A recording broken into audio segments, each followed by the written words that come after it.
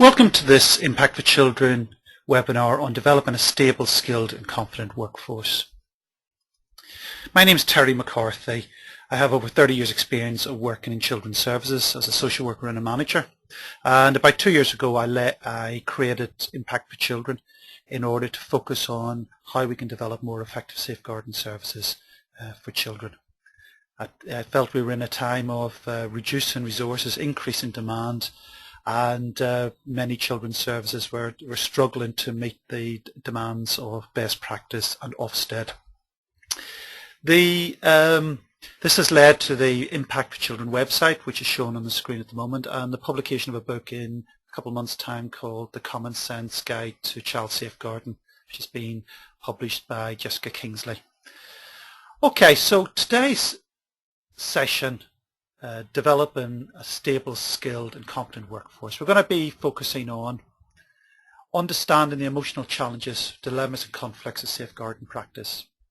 I will be arguing that what stops many practitioners succeeding is the conflicts, the complexities of the task. And if we understand that better, we can support and manage those elements of the case better. All this will lead to supporting and developing staff, developing practitioner capabilities, and we'll be touching on the capability framework from the College of Social Work. We have to address the safety of practitioners, and we'll be looking at multi-agency working. So those are the 5 areas that we'll be focusing on over about the next 20 minutes to 30 minutes. So let's get started. Let's look at the context of this subject, developing a stable, skilled and confident workforce within the Impact for Children model. The model suggests there's 3 steps to effective safeguarding. The first of these is establishing a culture which enables and leads. And this was the subject of last week's webinar, which is now available on the website. There are many aspects to develop an effective culture, and including developing the right values, attitudes, ways in which people work together, the right idea around authority, responsibility, accountability, and having the right priority base and focus to the service. The second step, which we're focusing on tonight, is a stable and skilled and confident workforce. And these 2 steps lead to the third one, which will be the subject of the next webinar in 2 weeks' time, which we enable families to change. So these 3 steps each build on top of each other, the third one being the objective of all safeguarding work. Okay, so when you're doing these slides, you're always told to have no more than 6 or 7 points in each slide. I'm going to intentionally put about a dozen items up on this slide. I'm going to do that to really, without going into detail, to communicate the massive range of challenges, dilemmas and conflicts in safeguarding practice. So let's just bounce over these fairly quickly. We have to engage with families that are evasive, defensive, aggressive, or maybe anxious or attacking, or may feel attacked, or anxious or upset. We are giving very difficult messages while at the same time trying to create a strong working partnership with families. We're balancing empathy with the family, with understanding, giving them clear expectations and clear understanding of what is required. We need to communicate with children, which we'll be focusing on at the next webinar in a couple of weeks' time, but this is a difficult aspect for practitioners to do, and whilst working with children is incredibly important, there are many dilemmas inherent within that, particularly children who are defensive of the family, don't want to get their mum and dads into trouble, and often have experienced quite upsetting situations that they may not want to talk about. So these are difficult aspects to overcome in practice. We need to develop a clear picture whilst information is often incomplete, uncertain, often vague, sometimes unreliable, and sometimes false. We need to balance the clarity of the problem, understanding clearly what the problem is, while still focusing on the solution, looking at the forward-looking aspects of the case. We need to focus on the needs of the parents. Most children are mistreated due to the behaviours or lifestyle choices of the parents, alcohol use, mental health problems, violent tendencies, violent partners, domestic violence, criminal behaviour, learning disability. These kind of elements are the core, the foundation of why most children are mistreated or neglected. So we need to focus on them, but still we need to be focused on the child. So there's a dilemma, a conflict potentially there. We need to enable sustainable change with quite deep-seated problems of some of the ones I've just mentioned, alcohol, mental health problems and so forth. We have to find time to listen and communicate with families, which can often be very difficult and heavy and full caseloads. And we need to balance a lot of views of family members, managers and partners. And finally, we need a balance. There's a balance of probability that we need to struggle with, or maybe taking action and creating a situation and defining a situation which may not be 100% certain or beyond reasonable doubt. So there's always going to be a kind of a level of uncertainty that we need to manage. Okay, so overall what I'm trying to say here is that there are a wide range of challenges, dilemmas and conflicts that every practitioner, every manager has to struggle with. If you go onto the website, www.impactforchildren.com, there's 20 of these spelt out in a lot more detail. But for the purposes of this webinar, I think it's fair to say that there are a lot of conflicts, a lot of challenges, a lot of dilemmas. If we're going to support and develop confidence in the workforce, we have to find a way in which we can help practitioners and managers to make sense of these on a case-by-case basis. So let's have a look a little further at that and look at some of the background to how we can support practitioners and managers. The three types of problems. Now, Rittel and Weber talk about TM, critical and wicked problems. I'm going to explain them slightly differently, but following the same kind of theme. Three problems. First one's simple. These are problems which are, if you like, the solution is fairly sequential. If A, then do B. If C, do D, and so forth. These are quite straightforward, simple situations. You could easily write down on a wall chart or a mouse map or something what to do in a particular situation. The second set of problems are what are called crisis or critical problems. These are where there's much more threatening problems. The example I give here is a fire alert. Everyone needs to leave the building. And the best way to manage this is a standard operational procedure that everyone follows. A straightforward procedure, guidance, protocol that people follow if the situation arises. In a safeguarding situation, this could be the removal of a child who's in imminent danger, immediate danger. And we need to be dealing with that in a fairly time-tested, fairly clear forward path of what needs to happen and who needs to do what. It might be anxious and it may be demanding, but it's well worked out and well defined as to what needs to happen. And for these two sets of problems, simple and critical, procedures, protocols, guidance is very, very effective. It provides frameworks, checklists, what to do, who should do what, when, so forth. The third type of problem, however, is what's called a complex problem, or what's referred to by Rittel and Weber as a wicked problem. And these are problems that are not easily defined. In fact, the full nature of the problem may only be understood when it's resolved.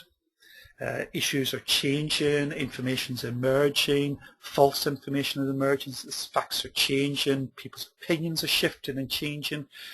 We need to find ways to delve under the obvious to find the less obvious answers and the more concealed elements of the situation. This is a digging job, it's a probing job, it's an exploratory job, it's a case of evaluating and analysing. And there's no procedure or guidance that can give you anything more than a framework, a checklist and some time scales around that. The actual quality of the task has got to be worked out by sheer skill and tenacity and exploratory and analytical skills. And a lot of safeguarding falls under this complex definition. And therefore, in order to support practitioners and managers to do a good job, they must develop the skills of exploration, the skills of evaluation, the skills of exploring these issues so that they can find the full extent of what's going on and understand which answers are perhaps evasive and which ones are to be concentrated and relied on more. Now, one of the issues I'm going to argue about current safeguarding is that I'm going to put the next few things is that we've heavily relied on procedures, guidance, policies, management information systems, performance indicators, supervision, monitoring of practice, and we've relied on these things in order to deliver effective safeguarding. And my argument is that these things, whilst very important, are not enough on their own. That the exploratory aspect of the task is crucial. And what can happen is that the focus on procedure guidance, performance indicators, management information systems, the directive side of safeguarding can lead to practitioners and managers following tick box exercises. What Monroe refers to as what gets measured gets done. So the tasks are completed, whether it's visits, seeing the child supervision core group, chronologies, recording, whatever that is, but it's done it's not done in a qualitative way. It's done in I've got to tick the box to show that I've done it. And this, of course, can be counterproductive to quality work. So we need to be very careful, and we need to get a balance between the procedures, guidance, clear expectation and direction, with exploring the qualitative aspects of each case. And these are unique from one case to the next, from one family to the next. No two children are mistreated or harmed because of the same context. It's entirely unique to that family. The dynamics are totally singular, and therefore the skill is to be able to understand those particular complexities of the family. That's what quality safeguarding is all about. And if we're going to develop a skilled, confident and stable workforce, we have got to be finding a way to bring this kind of qualitative work into the day-to-day practice. Okay, so let's just to add a little bit more clarity to what is qualitative practice. I think these are some questions that I feel that if we can answer in every case, we're not doing too badly. First of all, why is a child being mistreated? Not just what mistreatment has the child experienced and what is the medical and evidence to support that, but also why, what's underpinning that? The second is to running from that is the contributing factors, and this may be parental alcohol use, drug use, untreated mental health problems, violent tendencies, a violent partner, learning disability, emotional fragility. These kind of fundamental personality and lifestyle choices are very often what's underpinning the reason the child's been mistreated. And then we must find a way in which these fundamental, what I call these root problems, the alcohol, drugs, mental health, learning disability and so forth, how these can be addressed, changed if it's appropriate, or supported and managed if not, in order to alleviate the reasons why the child's been mistreated. This is the digging down into the case to find what's really going on. And part of that has got to be to engage key individuals in the change process. Great example, a mother's drinking, and as a result of her drinking, a child's neglected. The alcohol has got to significantly reduce or stop, and that can be incredibly entrenched behaviour, a very difficult and deep-seated aspect of that mother's life that needs to be, we need to facilitate a way of changing that. And that is incredibly challenging, as we have said earlier on. But to bring about that change is crucial in order to ensure the child is safe and well. However difficult the change process might be, to do it is essential. And so we need to ensure there's sufficient change taking place. And then the final is that there needs to be real evidence that this is happening. And if not, there's insufficient change, then alternative action needs to be undertaken. And this may be a new plan, or it might be to start a public outline meeting, to convene a meeting with the parents and the parents' lawyer, or to take it to legal proceedings and so forth. But what we cannot be doing is allowing the fundamental problem to continue to be in place causing harm to the child year in, year out. I've seen many, many cases where I've chaired meetings and reviewed and audited cases where 2 years later the child is getting mistreated or neglected in pretty much exactly the same ways they were at the start of the case. This is and maybe thousands of hours have been spent on the family, and the recording can take you days to read. There's so much recording, but the fundamental, despite all that input and that energy that's gone into the case, the fundamental conclusion is the child continues to be neglected, and that is what we've got to focus in on. So how do we develop and how do we support practitioners and managers to start to really dig into this kind of way of practicing? Now, supervision is always going to be there and is an important cornerstone of practice, but we'll see shortly that we cannot over rely on supervision to do it alone. It's important that we continue to have that as one of our monitoring tools and a way of sharing responsibility between practitioner and manager, and making sure key decisions are made. We also need to be offering guidance and training, but we need to realize that a lot of practice guidance, training, procedures, protocols, policies really tend to focus on what needs to happen, why that needs to happen, who needs to do what when. What it doesn't address is the how question, and it's a how question that often defeats best practice and defeats practitioners. We know what we should be doing. The training, the 600 pages of procedures tell us that, but how am I going to shift this mother, shift attitudes, change the way this child is cared for, change the priorities within this family? Now, coaching is a very useful learning and development tool to do this, because the principle of coaching, I'm going to talk a little bit more about this in a second, but coaching is very much about trying to delve deeper, explore, find more answers, ask more questions, find really powerful questions that really push us deeper into the understanding of what's going on and finding the way forward. Case consultation is another great way. It's still following the action learning coaching kind of approach, which is really trying to look at what's going on in the case, what have we done, what have we tried, what could we be doing differently or better, and who could we be pulling into the case, extended family, other professionals, so forth. But how can we understand what's going on better in order to explore how we can deal with that and move it forward?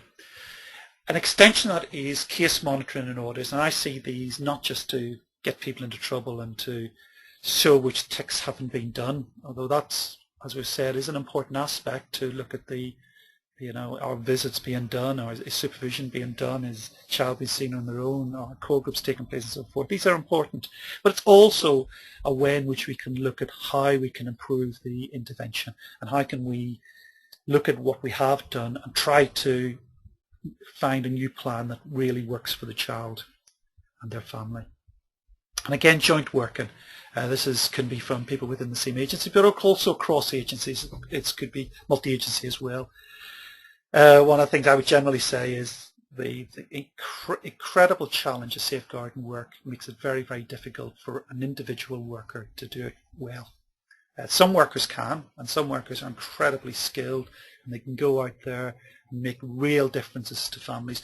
But very often that's unlikely or less likely to happen with a single worker. And working in pairs and working together and working with senior practitioners and so forth can be a very good way in which two people really kind of rope themselves together, support each other to address the issues with the family and really try to get some commitment to change.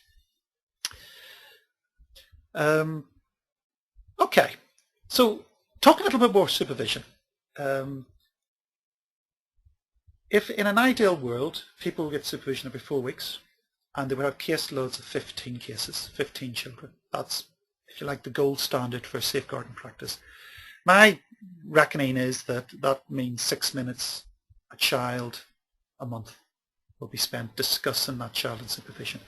So clearly supervision is a very good way to get an oversight of the case, oversight of the cases and a practitioner's practice and development and helping them explore their skill sets and move forward. But in terms of discussing and planning for children, it's unlikely to be achieved. So an enormous amount of managers' time is spent offering informal advice to practitioners. Some work I did over in East London got this to 60%. We reckon 60% of team manager time was spent talking to practitioners, and the vast majority of this obviously was outside supervision, formal supervision sessions. It was on the edge of people's desks, it was in the corridors, it was in and out of the manager's office space or office. And this is where the real work seemed to be taking place. However, the problem is it's often not recorded, it's not structured, it's often rushed because it's grabbing somebody as they come past your desk, perhaps on the way to a meeting or going to the toilet. And we need to find a way in which we can turn that kind of enormous amount of energy into more productive discussions.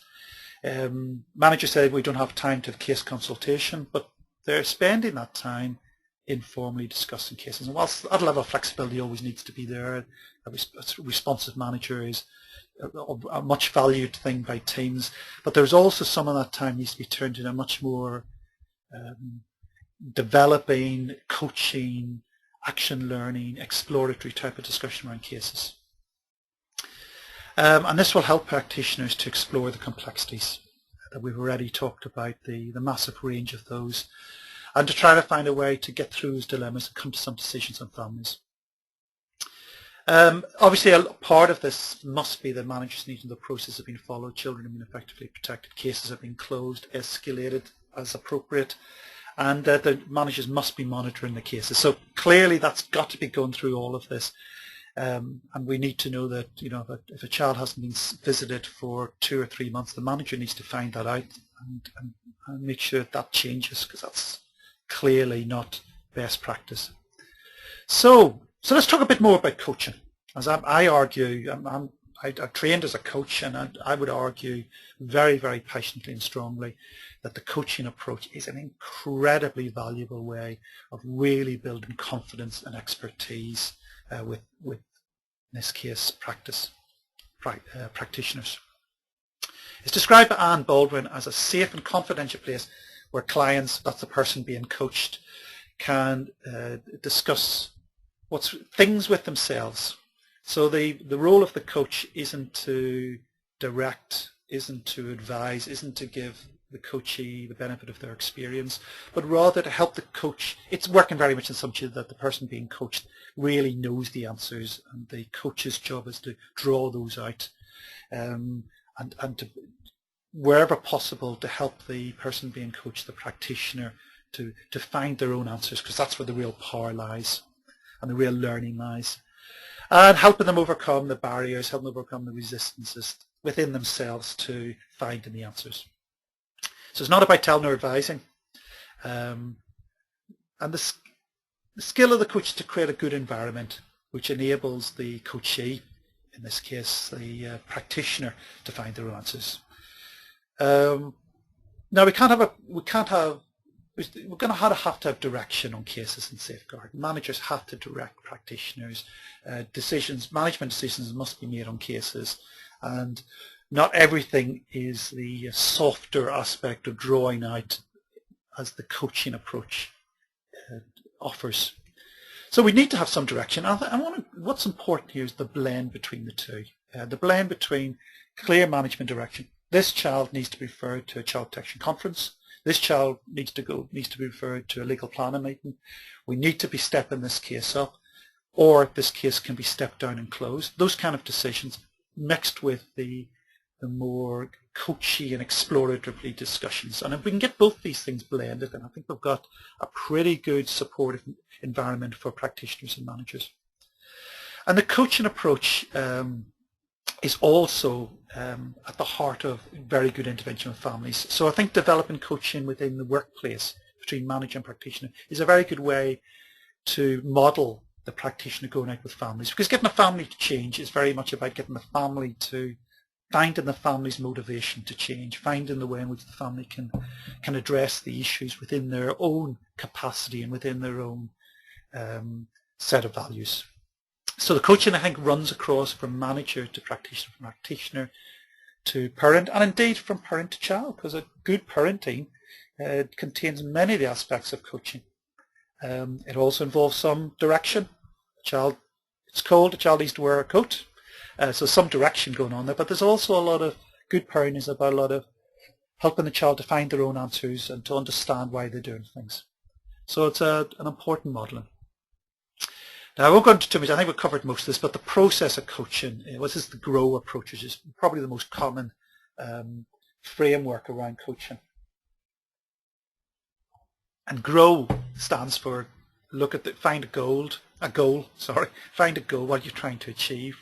Get clear about that. Look at what the reality of that is, what's happening at the moment, what have you tried, what could you be trying, what are the circumstances that will either help that or hinder that. And then moving forward that, making some options, what could you do that would work? Maybe having several of those to compare and contrast. And then the W stands for wrap up, or if you like, action. The wrap up I think just was there to give the word a nice grow, seemed to be a good acronym. So, but the W really talks about taking action, making specific steps, timescales around that, and moving forward. And this, of course, is a fairly common sense approach to taking a problem, looking at how we can solve it, and then taking some real action to address it. Now, what we've been talking about a lot is, on one hand, the manager offering support, and at the same time, we haven't used the word, but at the same time, the manager offering challenge, or shifting the context only slightly, a practitioner offering support to a family, but also challenging the family. So what we have in the office, and what we have when a social worker goes out to see a family, and indeed what we have when a parent talks to their child, is all about a mixture of support and challenge. 4 quadrants here. Let's say point at this. Up here is the ideal one. This is where real change takes place, and this is a good mix between being very supportive and challenging, offering direction while still being very supportive and exploratory. Down here we have this is high challenge and low support. This is where the individual can feel attacked. This is where this is the bullying corner, where people can feel they've just been beaten and bullied into submission with very little support. Over here is the low support, low challenge. Very little change is going to happen here, if any. This is just people aloof is a good word to describe this. And up here we have the love, and this is where people need to be loved and need to be liked. And if there's a lot of support being offered, there's a lot of niceness, but it's very low in challenge, and therefore the real development isn't going to take place. It's going to get we need to find a way. Challenge is a strong word, but we need to find a way in which we kind of ask the more challenge, the more difficult question, the more exploratory question. The question might make people feel a bit uncomfortable. That's what's meant by challenge here. So in a coaching context, very often the role of the coach is to ask the kind of question that the coachee has been avoiding. It doesn't want to face up to, and it's about keeping an appropriate level of uncomfortableness at a level that can be quite managed and quite useful in terms of finding answers and moving forward. And that shouldn't be so painful that people want to run out of the room. But it's about finding that kind of balance, and this is the crucial aspect of balancing support and challenge. The next number of slides I'm going to flick through fairly quickly because it's hard to really add much to these, but we just need to acknowledge the professional capability framework called the PCF, which was developed by the College of Social Work and Social Work Reform Board. This came out a year or two ago. I'm running through these very, very quickly. The first capability is, this is the wording from the College of Social Work. These are my wording. This is the wording that they've chosen. Identify and behave in as a professional social worker committed to professional development. Capability number 2 is called values and ethics. Apply a social work ethical principles and values. Number 3 deals with diversity, recognize diversity in anti-discriminatory and anti-oppressive practice. So these are the basic cornerstones of what a good and professional social worker should be demonstrating. Moving on to number 4, rights, justice and economic well-being, to advance human rights and promote justice and economic well-being. Capability number 5 is knowledge, have the knowledge of the law, social work theory and practice, and social sciences. And capability number 6 is critical and reflective analytical thinking. This is critical reflection and analysis to inform and provide a rationale for decision making. Now these, so far, that's the first 6 we've dealt with. I don't think anyone could really draw much debate out of these. They all seem to be real important aspects of professional practice. Now number 7 uses judgment and authority to intervene with individuals, families and communities to promote independence, provide support, prevent harm, neglect and abuse. That's as much as capability 7 states. Now this is to me an incredibly important aspect of getting best outcomes for children, and I just think the way it's worded here is insufficiently detailed. So what I've done is to add 4 subsections to this which seem to draw out of this broad heading, and these are, I think, are crucial for us to really start to focus in on what intervention and skills really means on a day-to-day basis. It amazes me that when they develop the capabilities, the things like relationships, assessments, planning, ensuring progress simply are words that don't appear on it. They haven't been dealt with at all, and I think these must be highlighted and worked with on a day-to-day basis with practitioners. So these 4 subsets I think are really, really important. And when we come to, oh, sorry about that, it's a slight glitch there on PowerPoint, but number 8 is context and organization, and again quite a wordy one: engage with, inform and adapt to changing context and shape practice, operate effectively within their own organization framework, and within multi-agency setting to contribute to the development of services and organization. And again, I've put 4 subsects in here which are important to really start to get the what's really going on under this broad heading of context and organization. And maintaining a customer focus, working with partner agencies, recording and reporting, perhaps to court, perhaps to conference. And then the final one, assertiveness, competence and resilience. If our practitioners can't develop this final confidence, resilience and assertiveness, I think it's so incredibly important at delivering practice. And then the 9th one, again, come back to something that's fairly straightforward in its own, doesn't need to be elaborated too much, is professional leadership. Taking responsibility for professional learning development of others. This is the aspect of practitioners which is them stepping forward to perhaps becoming succession planning to become a manager or a senior practitioner. So those are the 9 capabilities. With 2 of those being broken down into 4 subsets, it gets us to 15 headings, which and for more details on this, there is a free download from impactwithchildren.com which breaks down in almost a page on each one, 15 a checklist for each of these 15 headings.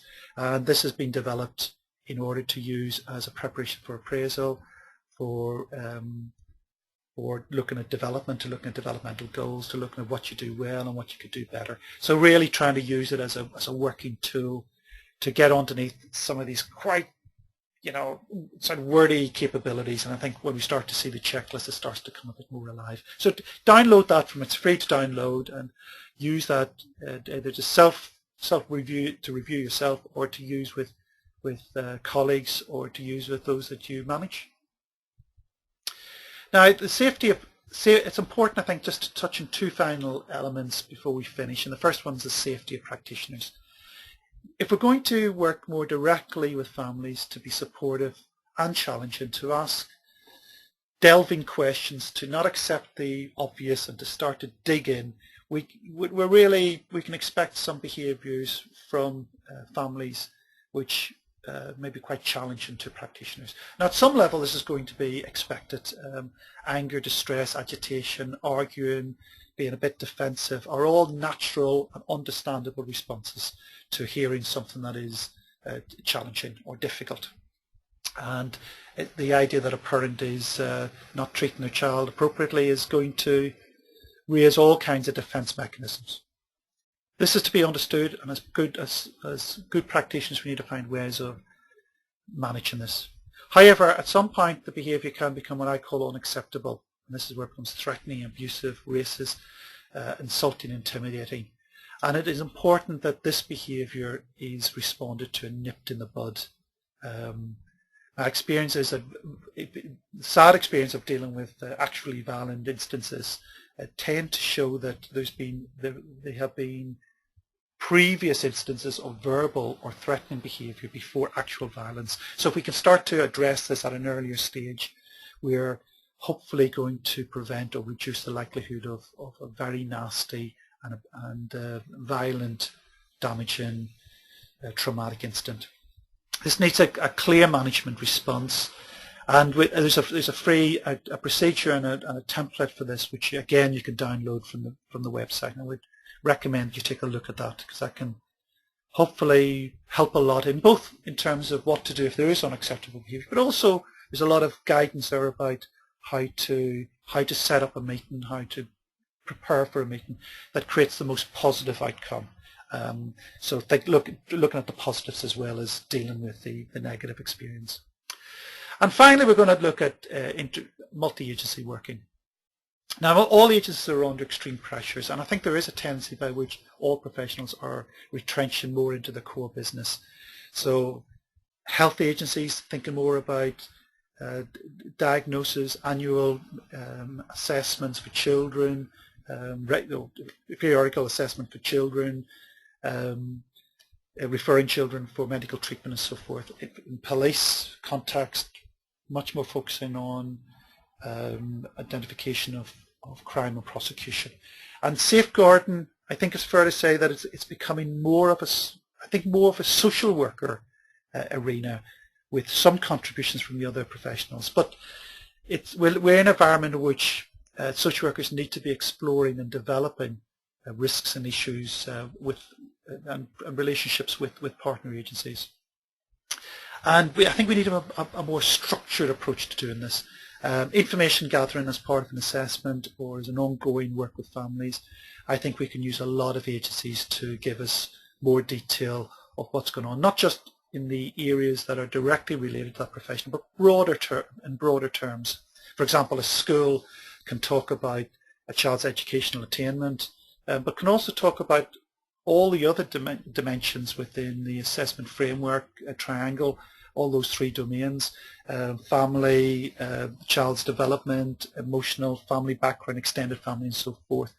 As teachers often have a very broad understanding of a child's background.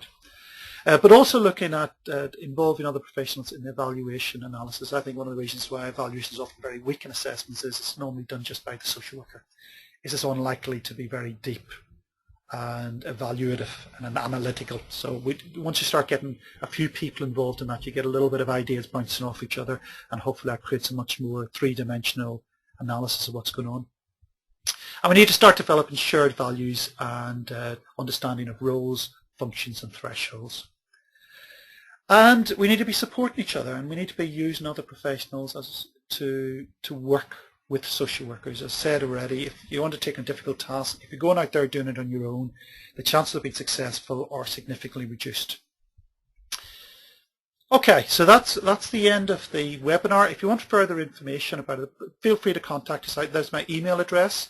There's the website that I've referred to several times. So give that a look. There's a lot of stuff to download. I'm putting on new webinars every week. So there's a lot of material that you can freely access and share with colleagues and draw colleagues' attention to. There's my phone number. Probably best to use the landline it's probably better, but by all means, try me on the mobile, leave a message, and I'll always get back to you. Just to say that the next webinar is on Monday, the 3rd of November, and we're going to be looking at the third step of the Impact for Children approach, and this is enabling families to change. So last week we did developing a culture, an environment. Tonight we have looked at developing the skilled of workers. And all of those two steps have to go forward to enabling families to change. And those are a heading of some of the things we'll be looking at. in more detail. Some of them we touched on tonight, but we'll be looking at those in more detail. Get onto the website to pick up how to link into that webinar. It's very, very straightforward, and you click onto the website, and the link is on the bulletin board on the home page of Impact for Children. And then it'll be available to view from about the 6th of November, just slightly later in that week. So many thanks for viewing this webinar. Many thanks for joining this webinar, and I hope to see you soon. Thank you and goodbye.